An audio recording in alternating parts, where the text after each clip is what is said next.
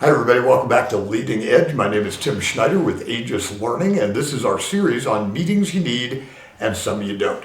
Now, we've already talked about, we devoted 2 episodes to the one-on-one meeting, and today we're going to talk about the team meeting. Okay, so assuming you have a normal size, modest size team, anywhere from 5 people to 15 people, depending on your span of control out there, a team meeting becomes a valuable communication vehicle if we manage it right. Now, a team meeting should never be our primary communication vehicle with our team members, and it never should be our vehicle that we use to share positive feedback or things like that. But it is a valuable thing to share changes in the department, changes in any kind of process or procedure that we're going to think about doing. And right here, I'm going to stop for a second and talk about cart and horse related to procedural changes. A lot of people like to send the email out and then have a meeting about it, about a process. I'm going to advocate for reversing that order. Have the meeting about it, talk about it. Here's what we're going to do. Here's what we're thinking about doing. Hopefully you got some input about it and you spent some good time and critical thought about it, but talk about it first, then send out the email behind it. I think you're going to have a better result in that piece.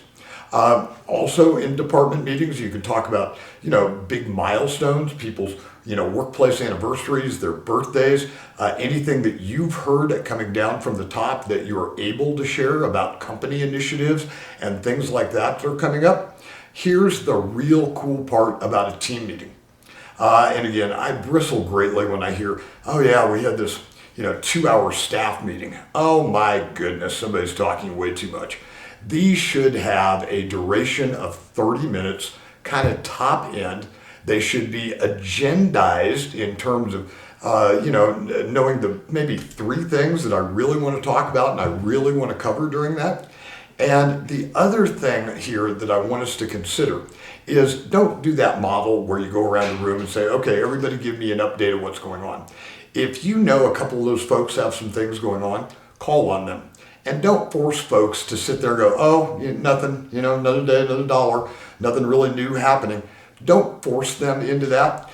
Give an opening for anybody to share anything they'd like, but don't force people into saying nothing, I don't have an update. Or worse yet, then they have to kind of make something up.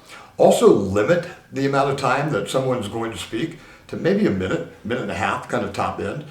They don't need a lot of time. And, sometimes you call on somebody in a meeting and, man, they just go off and they start talking and creating giant word clouds and they talk in giant circles and stuff like that.